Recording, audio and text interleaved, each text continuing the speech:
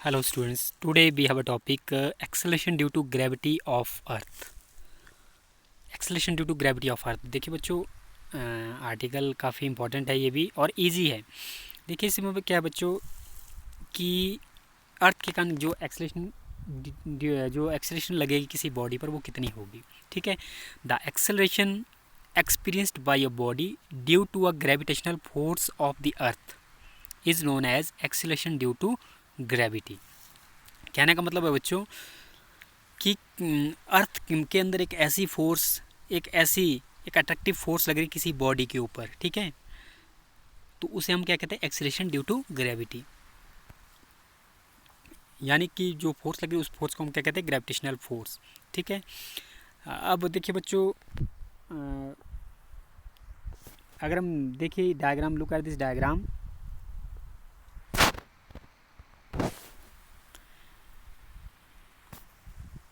इस डायग्राम पर नज़र डालें बच्चों.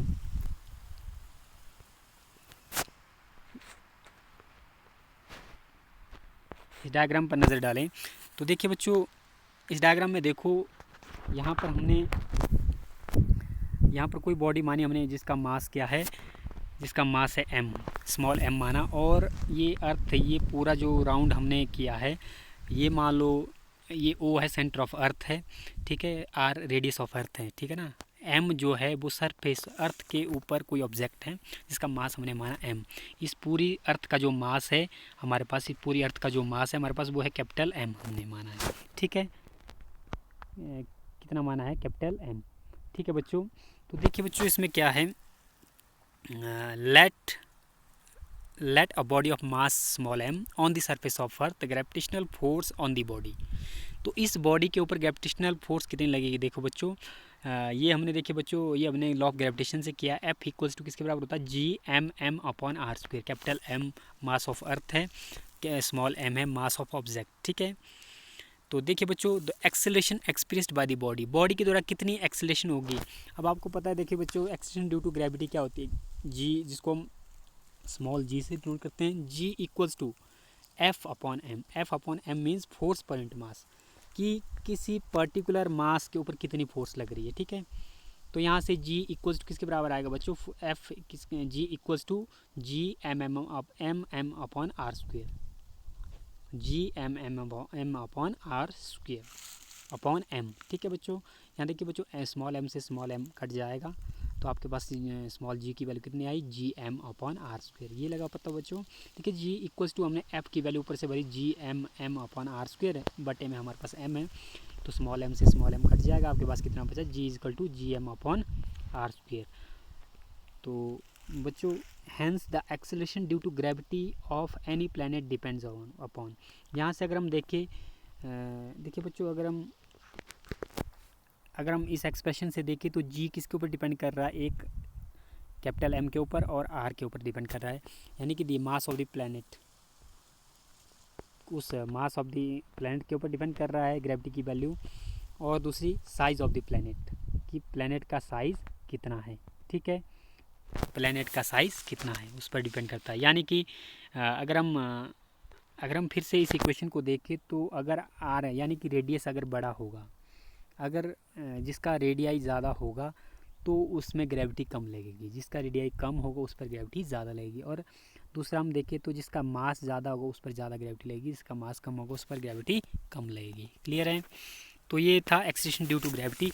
ये वैल्यू बच्चों न्यूमेरिकल पर्पज़ से भी आपने लर्न करनी. जी की वैल्यू होती है G M upon are square, G M upon R, G M upon are square, sorry, small G equals to capital G M upon R. देखिए बच्चों, ये कई बार बहुत बच्चे कन्फ्यूज हो जाते हैं, जी और कैपिटल जी. स्मॉल जी का मतलब एक्सेलरेशन ड्यू टू ग्रेविटी होता है, कैपिटल जी का मतलब होता है ग्रेविटेशनल कांस्टेंट. क्लियर है. अब देखिए बच्चों, जो one of the most important article जो इसके बाद है, acceleration due to gravity above the surface of earth, या acceleration due to gravity with altitude. Altitude का मतलब होता है हाइट. जब कोई बॉडी अर्थ के सरफेस से ऊपर है तो उस पर कितनी ग्रेविटी लग रही है. ठीक है बच्चों. तो उसके बारे में हम अभी करेंगे derivation.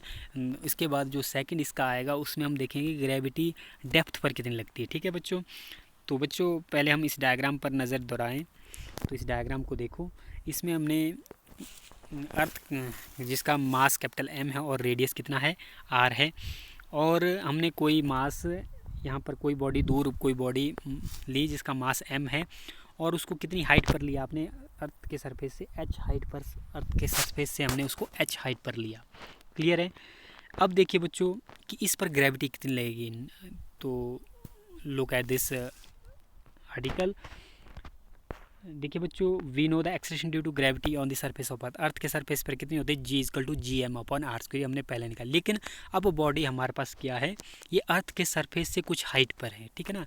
Now consider a body at a height h from above the surface of Earth. The acceleration due to gravity experienced by a body is, कि h हाइट पर कोई बॉडी है हमारे पास, तो उस पर कितनी ग्रेविटी लगेगी। देखिए बच्चों, अब हमारे पास क्या होगा, अब हमारे पास जो डिस्टेंस है, जो रेडियाई है, उसमें डिफरेंस आएगा, बाकी सेम होएगा। GH equals to small GH equal to GM। आपको पता है G की वैल्यू होती है GM/r², तो GM/r की जगह क्या आएगा, देखिए बच्चों, R के साथ H ऐड होगा, R + H का होल स्क्वायर, तो GH इक्वल्स टू GM/, तो यहाँ से बच्चों देखिए हम क्या करेंगे, R² कॉमन निकाल देंगे, तो हमारे पास ब्रैकेट के अंदर क्या बचेगा। अगर हम यहाँ पे देखिए बच्चों, इस जगह पे हम देखें तो हमारे पास क्या आया, बट्टे में हमने R² कॉमन निकाल दिया और ब्रैकेट के अंदर R की जगह हमारे पास 1 आएगा प्लस, अब देखिए H यहाँ R² नहीं है तो R आएगा बट्टे में, क्योंकि स्क्वायर बाहर है, तो इसको हम इस तरह से लिख सकते, ब्रैकेट 1 + H/r का होल स्क्वायर। इस तरह से हमने इसको लिखा। तो हमारे पास देखिए बच्चों, GH की वैल्यू कितनी आई, GH की वैल्यू हमारे पास कितनी आई, GH equals to GH equal to G/1 + H/r का होल स्क्वायर। देखिए बच्चों, अब आपको पता है, अगर हम इसको देखें तो आपको पता है G की जो वैल्यू है वो कितनी होती है, अभी हमने ऊपर निकाली, G की वैल्यू कितनी होती है, GM/r² होती है, ठीक है, r² होती है। तो वही वैल्यू हमने वही, क्योंकि ऊपर हमारे पास GM/r², इसकी जगह हम क्या स्मॉल g लिख सकते हैं, ठीक है। तो हमारे पास देखिए बच्चों, GH की वैल्यू कितनी आई, G/1 + H/r का होल स्क्वायर। तो GH किसके बराबर आया बच्चों, तो 1 + H/r का होल स्क्वायर, ये बट्टे में इसको ऊपर ले आएंगे तो इसका स्क्वायर का इन्वर्स स्क्वायर हो जाएगा। तो हमारे पास देखिए बच्चों, ये कितना है, GH equals to G × 1 + H/r का स्क्वायर, H/r का इन्वर्स स्क्वायर। तो ये हमारे पास डेरिवेशन आएगी, ठीक है बच्चों।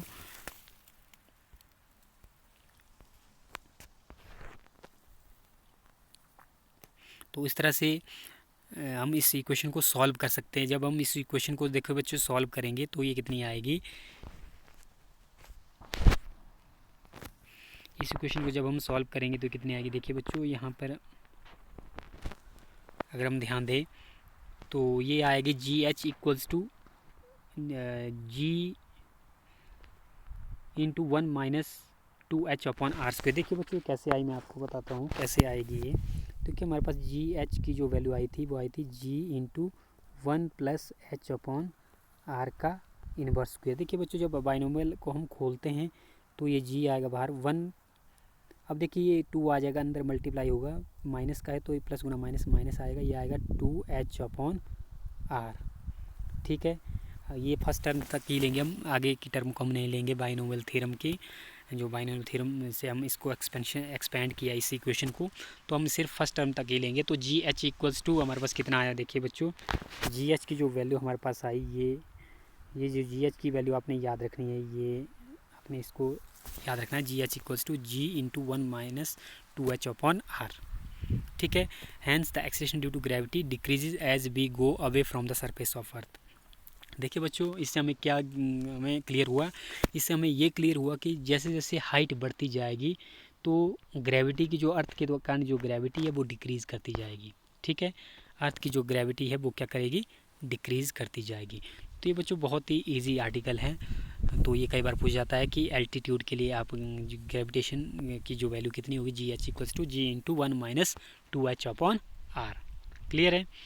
नेक्स्ट है बच्चों, देखिए acceleration due to gravity below the surface of Earth. Acceleration due to gravity below the surface of Earth, यानी कि एट डेप्थ पर एक्सेलरेशन ड्यू टू ग्रेविटी क्या होगी, ये आपको पहले ही पता है। देखिए बच्चों, कि acceleration due to gravity on surface of अर्थ क्या होती है, जी equal to G M upon are square. ये आपको याद रखें, जी की value G M upon are square होती है। लेकिन बच्चों देखिए, मास ऑफ अर्थ, अर्थ का जो मास होता है वो किसके बराबर होता है, वॉल्यूम। मास आपको पता है, मास होता है वॉल्यूम इनटू डेंसिटी, ठीक है ना। अगर आप डेंसिटी ले तो डेंसिटी क्या होता है, मास पर यूनिट वॉल्यूम। तो मास किसके बराबर होगा, वॉल्यूम इनटू डेंसिटी। तो अब आपको पता है अर्थ क्या है, एक स्फेरिकल है। एक स्फीयर का जो मास कितना होता है, देखिए मास इक्वल्स टू स्फीयर का वॉल्यूम कितना होता है, 4/3 पाई आर क्यूब, ठीक है। डेंसिटी को हमने रो से लिया, तो m equal to 4/3 pi R cube rho, ठीक है बच्चों। तो यहाँ से देखिए बच्चों, g की वैल्यू कितनी होगी, g की वैल्यू हम ये लिखेंगे 4/3 पाई आर। देखिए आर स्क्वेयर, अगर हम यहाँ पे देखिए बच्चों, इस इक्वेशन को देखिए हमारे पास कितने आई, g इक्वल्स टू किसके बराबर आया, 4/3 पाई आर क्यूब हमारे पास ऊपर है, ठीक है। ये हमने m की जगह लिख दिया, ठीक है बच्चों।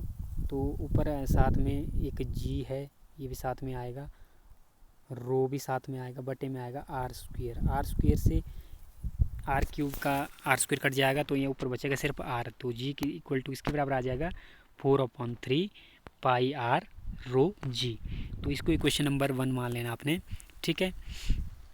तो अब देखिए बच्चों, यहाँ पे if we see this diagram, इस डायग्राम पर अगर हम नज़र दौड़ाएं, देखिए बच्चों इस डायग्राम में नज़र दौड़ाएं तो हमारे पास अर्थ का जो रेडियस हमने आर माना है। फिर हमने अर्थ के अंदर, देखो ये अर्थ के अंदर हमने माना कि डी डेप्थ पर कोई बॉडी, कोई ऑब्जेक्ट है, ठीक है ना।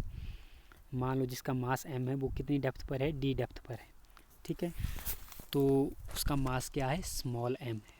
तो देखिए बच्चों, जब डेप्थ पर है तो हमारे पास जी डी ले करके हम लेंगे, ग्रेविटी कितनी होगी वहाँ पर उस ऑब्जेक्ट की, उस ऑब्जेक्ट पर कितनी ग्रेविटी लगेगी, जी डी इक्वल्स टू, देखो जी एम डैश लिखेंगे हम यहाँ पे, जी डी मानी हमने डेप्थ, इसमें जो हमने लिखा है, now consider a body at a depth D from the surface of Earth, the acceleration due to gravity experienced by a body is G D equals to ji M dash upon are square. R की जगह क्या आएगा, देखिए बच्चों R capital R है total, तो depth D यानी कि उसको सब्ट्रैक्ट करना पड़ेगा आपको, आर माइनस डी का whole square, ji M dash upon are minus D का होल स्क्वेयर।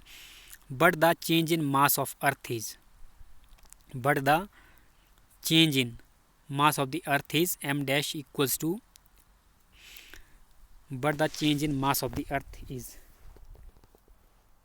देखिए बच्चों मास, अर्थ के मास में कितना चेंज आएगा, देखिए m डैश किसके बराबर आ जाएगा, 4/3 पाई, यहाँ था आर का क्यूब, आर की जगह हम क्या लिखेंगे, आर माइनस डी का होल क्यूब, ठीक है, क्योंकि आर की जगह हमारे पास ये आएगा आर माइनस डी का होल क्यूब रो, ठीक है ना। तो ये हमने अभी जो पहले निकाला, तो देयरफॉर जी डी किसके बराबर आएगा, 4/3 पाई आर माइनस डी रो जी, रो जी। देखिए बच्चों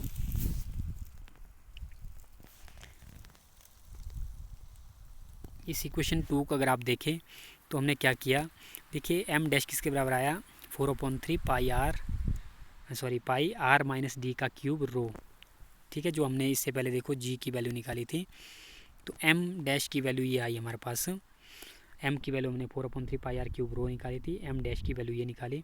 but the change in mass of the अर्थ के मास में क्या चेंज आया, देखो 4/3 पाई आर का क्यूब रो था, तो यहाँ पर हमारे पास क्या आया, 4/3 पाई आर माइनस डी रो जी है, रो जी आ जाएगा, ठीक है।